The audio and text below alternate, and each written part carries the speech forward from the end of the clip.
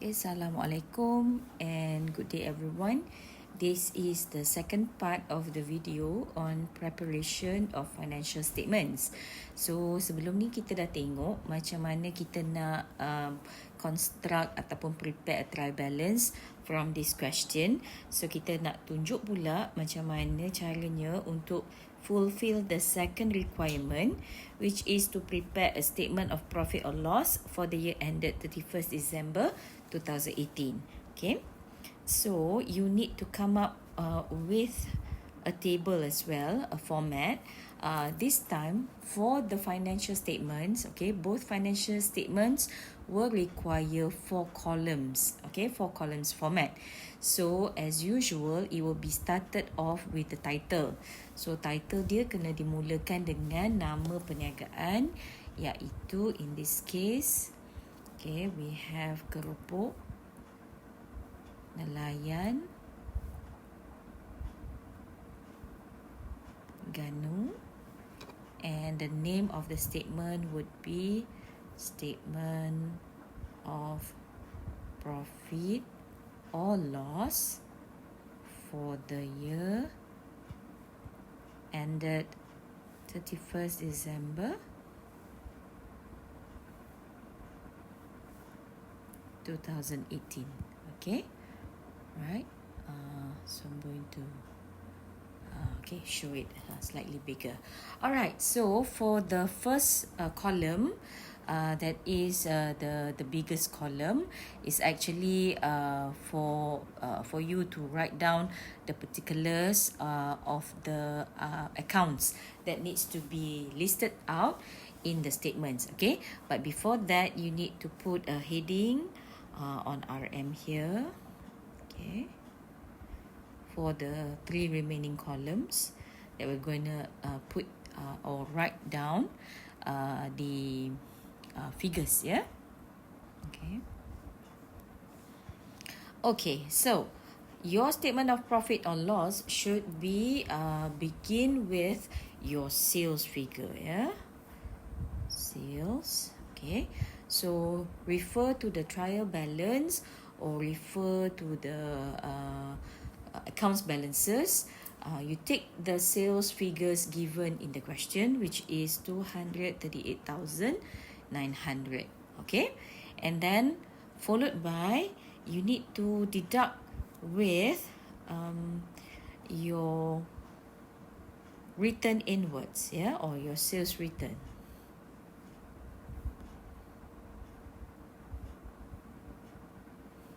Okay, your return inwards should be deducted. So you need to put a negative figure here or a bracket, which is 1,200. Okay, so by right, after you have taken your sales figure, you need to deduct with your return inwards, and there is another item, if it is available in the question, that you need to deduct from the sales figure, which is discount allowed. But for this question, there is no discount allowed figures given, so you just totally ignore it. And we are going to find our net sales figure. So your net sales figure should be your sales figure minus the return inwards, yeah.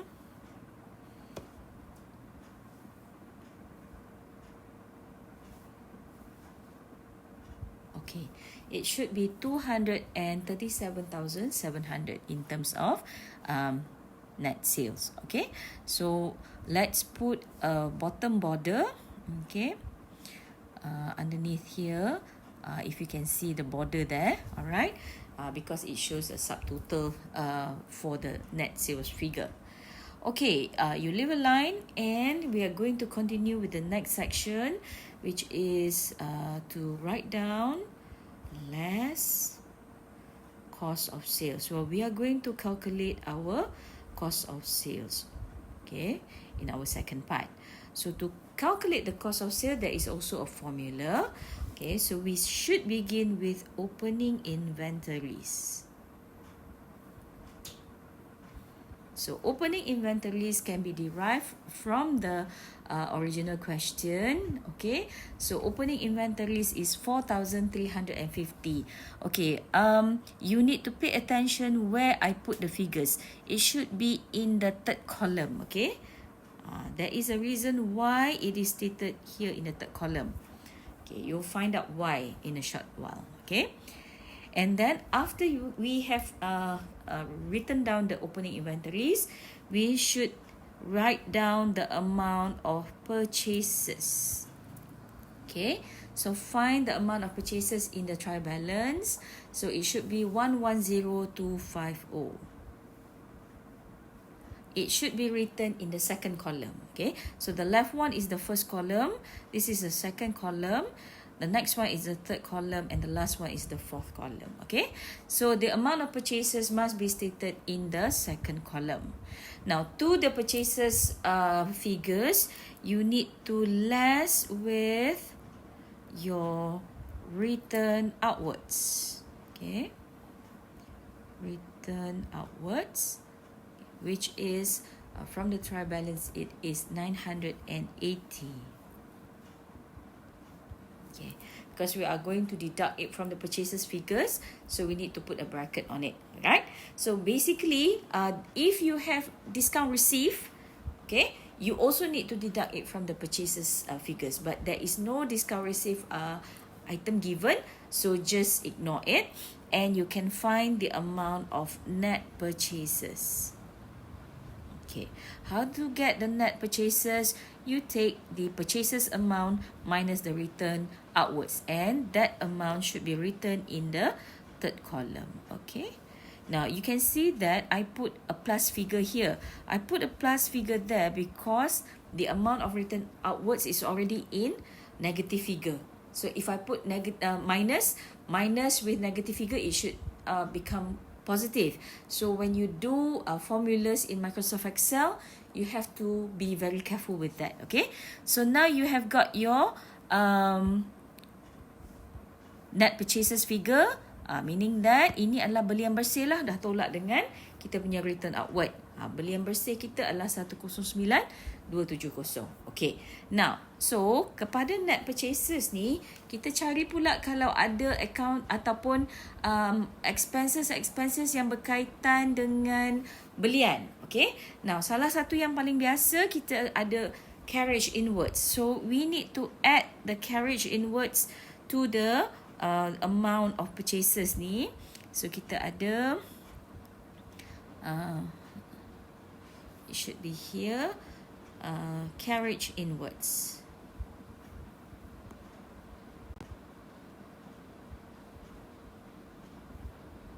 Okay, so carriage inwards, this one is actually 740.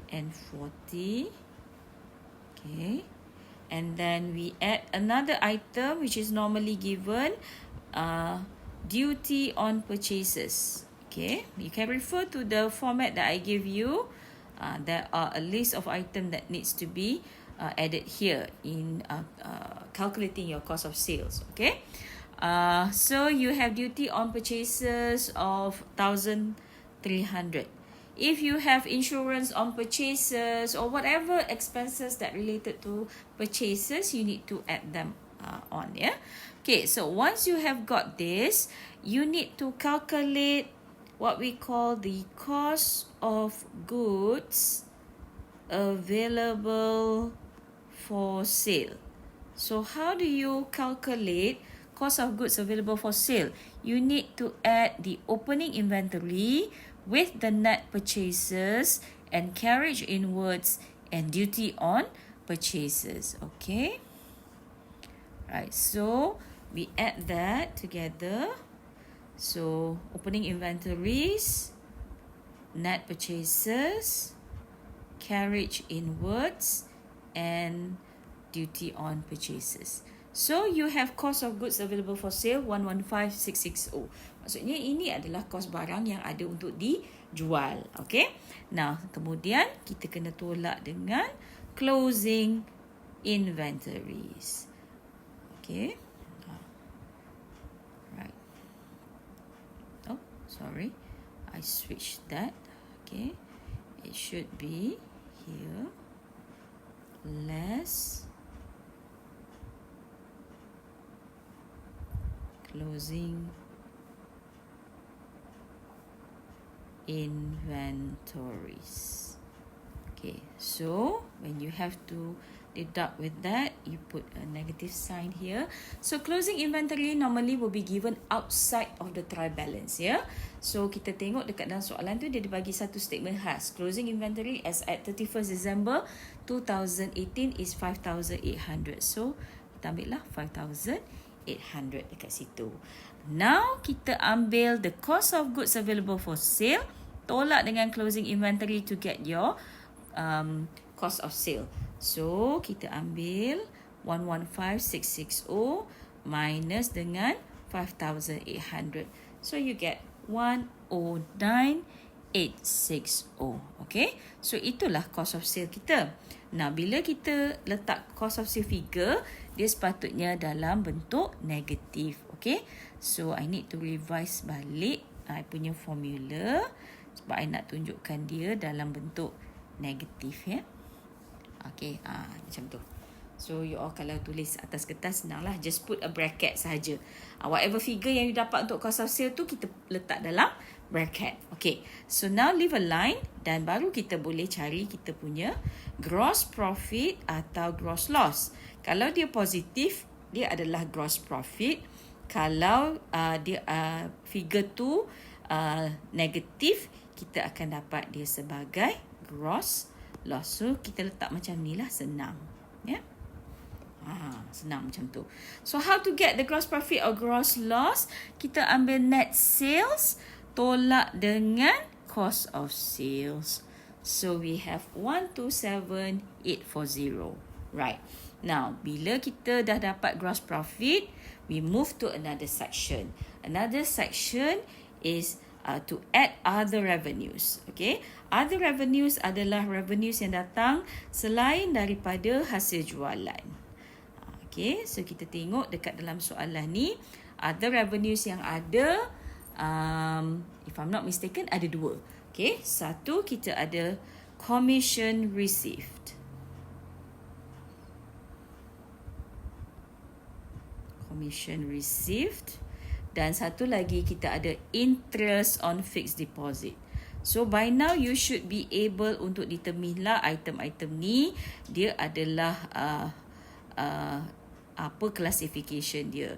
Adakah revenue, expense, ya, ataupun asset, ataupun liability, ataupun owner's equity. Okay.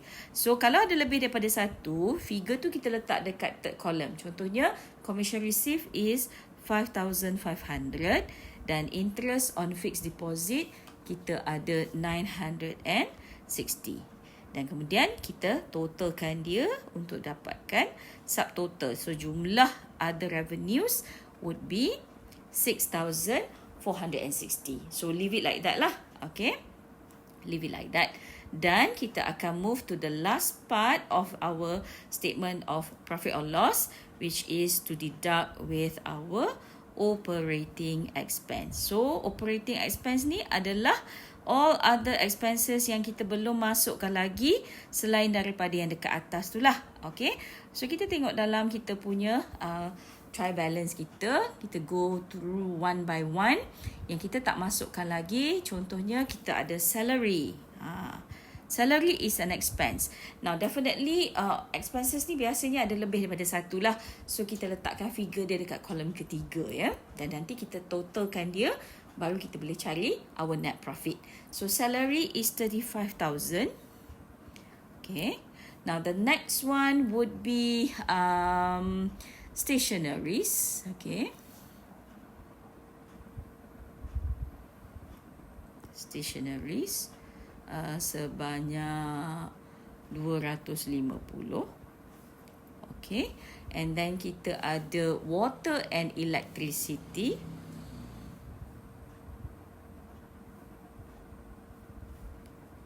Okay. Which is 14,400. Kita ada rental expense.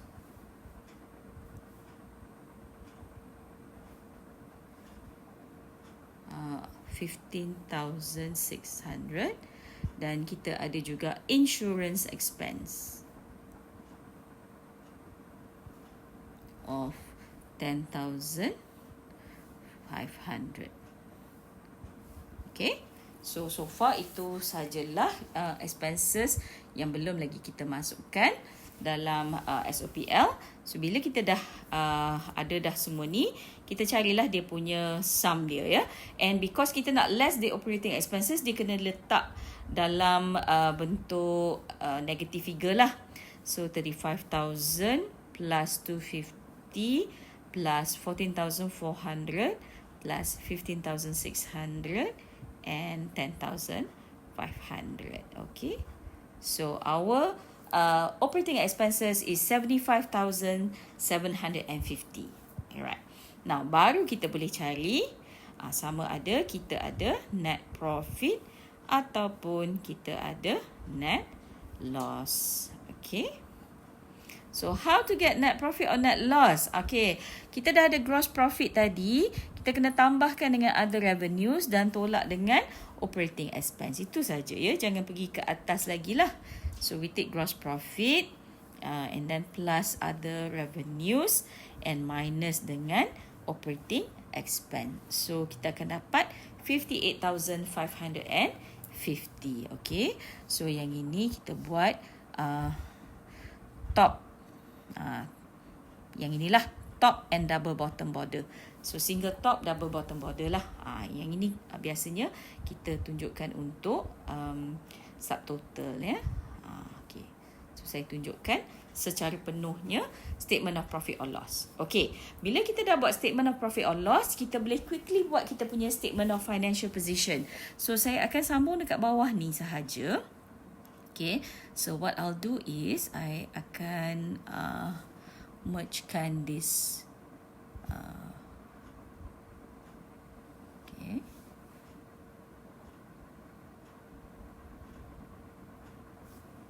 Right. Okay, so untuk statement of financial position, kita kena juga letak tajuk dia. Okay, which is keropok nelayan Ganu. Okay. Dan bawah ni statement of financial position as at dia beza sikit, ya, as at 31st December 2018. Okay. So yang ini saya boldkan untuk tajuk. And sama juga kita kena letakkan RM dan RM untuk 3 kolom terakhir ni, ya. Lebih kurang sama je lah. Okay. Saya buat dia ke tengah. Okay, now untuk kita punya statement of financial position, kita akan mulakan dengan section on non-current asset. Okay. Non-current asset dahulu. Okay, untuk non-current asset ni, kita kena ada subheader dia yang tersendiri, iaitu kita kena letak dia punya cost. Okay, kemudian kita kena letak accumulated depreciation. Saya letak dia short form sahaja. Okay, susut nilai terkumpul sebenarnya. Dan juga kita ada carrying amount. Okay, carrying amount. Yang ini saya nak buat dia sebagai tak apalah, biar macam tu saja pun tak apa juga. Okay, right. Okay, so kita akan senaraikan apa dia non-current asset kita dulu. Tengok balik dekat trial balance. I think we have the first item, we have building. Okay, building. Now, sepatutnya untuk soalan yang betul-betul penuh, dia akan ada information tentang berapa cost building tersebut, berapa accumulated depreciation dan kita akan cari carrying amount. So untuk soalan ni dia tak ada bagi information tentang accumulated depreciation apa-apa untuk sebarang non-current asset. So kita anggapkan accumulated depreciation tu kosong sajalah ya. To simplify kita punya contoh hari ni.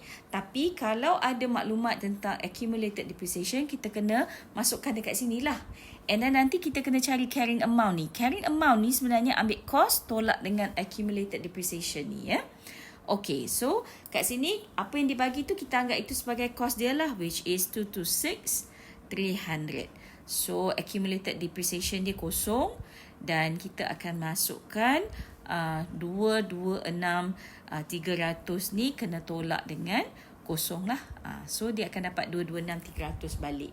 Kalau ada jumlah accumulated depreciation, carrying amount tu akan jadi rendah lah ya. Okay, so the next one kita ada fixtures and fittings. Okay,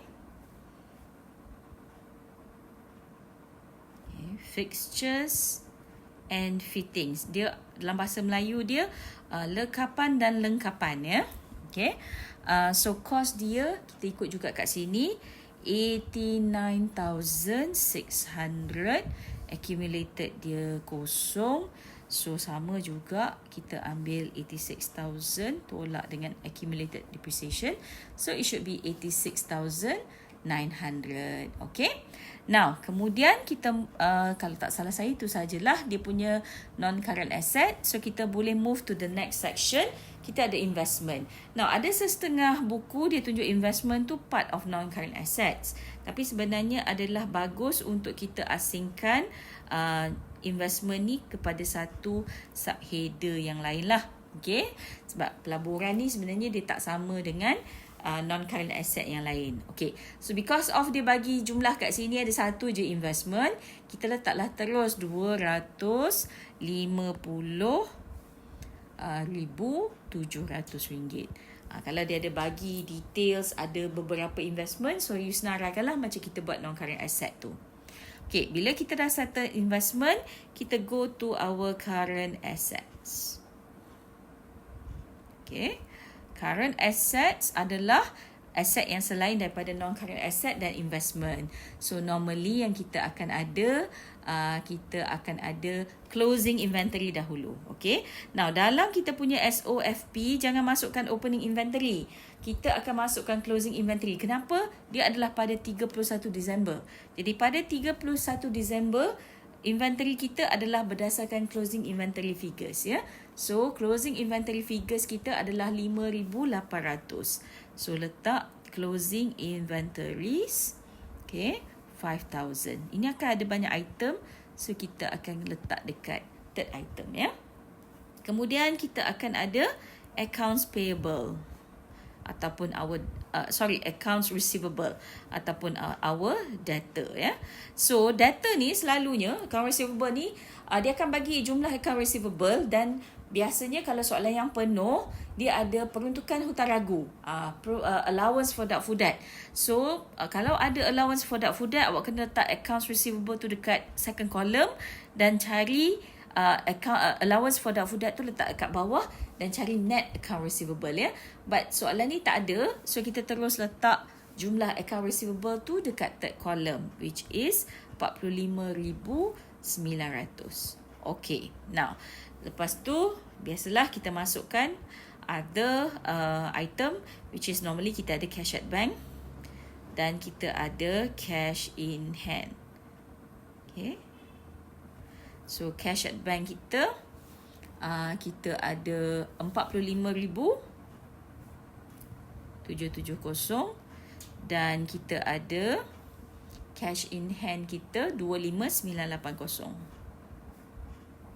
Okay, right. So kita tambahkan basically ini adalah current assets yang biasa yang kita akan jumpa dalam soalan-soalan kita.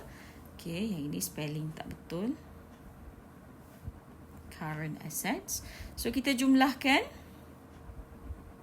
Okay, saya guna formula sum. So jumlah current asset adalah sebanyak 122,650.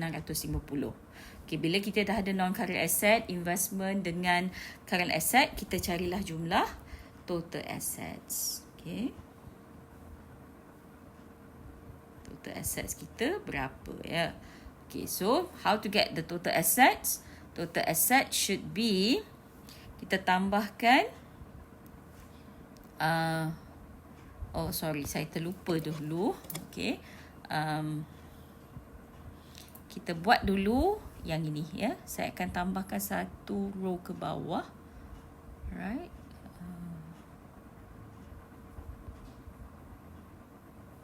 Insert a row. Saya tambahkan kat sini sajalah. Okay. Dia sepatutnya dia ada special row kat situ. Okay. So yang ini saya buat dia bottom border. Okay. Nah, sebenarnya non-current asset tadi kita kena tambahkan. So, total dia 315,900. And then kita selang satu figure. Selang satu line. Baru kita letak investment ya.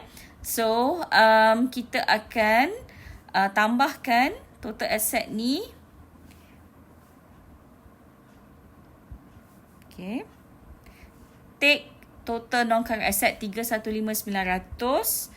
Tambahkan dengan investment, tambahkan dengan current asset. So, awak akan dapat 689,250. Okay. So, itu adalah total asset kita ya. Now, kemudian you leave a line and kita akan move to the second part of the statement of financial position, which is bahagian owner's equity dan liability. So, kita kena tulis dulu kat sini, financed by. Mesti ada yang ini ya. Financed by. Okay. So, saya buat dia sebagai italicized. Okay. So, kita akan mulakan dengan owner's equity. Dia macam kita punya accounting equation lah. Asset equals to liabilities plus owner's equity. Okay. So, kita akan mulakan dengan owner's equity dulu. So, dalam section owner's equity, kita akan mulakan dengan opening capital. Okay. Now, opening capital adalah jumlah capital yang kita dapat daripada trial balance ataupun list of accounts balances dalam soalan ya. So, capital yang ada dalam soalan tu adalah opening balances. So, in this case is 250,700. Okay. Kemudian, kita kena add atau minus dengan net profit atau net loss ya. Yang ini kena careful lah. Kalau dia net profit, kita add. Kalau dia net loss, kita minuskan dia. Okay.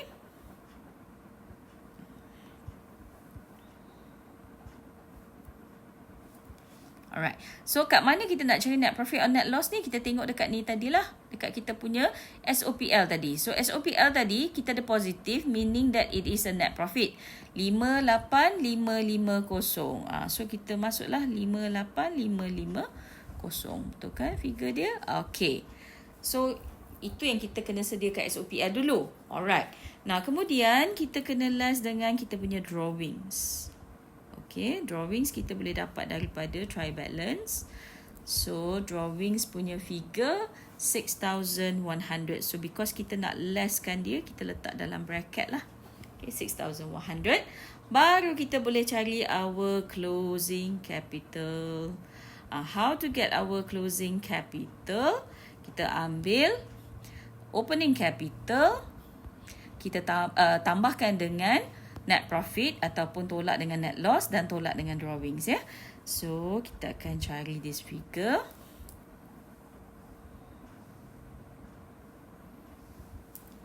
So, our closing capital will be 303,150. Okay. So, itu adalah bahagian owner's equity lah. Equity pemilik dia sebenarnya 303,150. So, kita ada the next section would be non-current liabilities. Ni dia punya format tu memang dah standard dah ya. Non-current liabilities. Okay, non-current liabilities pula, kita tengoklah apa yang non-current liabilities ni, hutang jangka masa panjang. So, kita tengok dekat dalam ni, kita ada long-term loan. Okay, long-term loan tu 15,000 if I'm not mistaken ya. So, kita masukkan long-term loan. Right?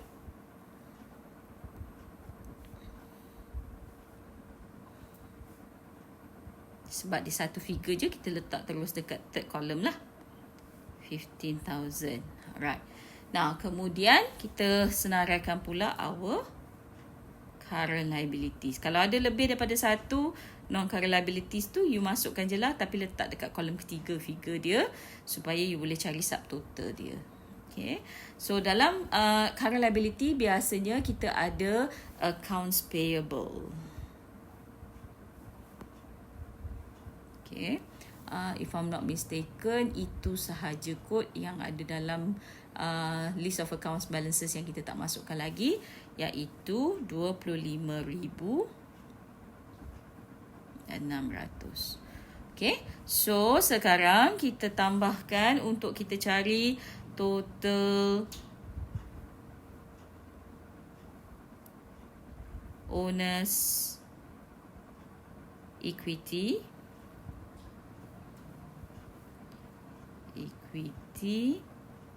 and liabilities, ya. Okay, so jumlah dia ni kita tambahkan yang mana satu? Kita tambahkan apa? Kita punya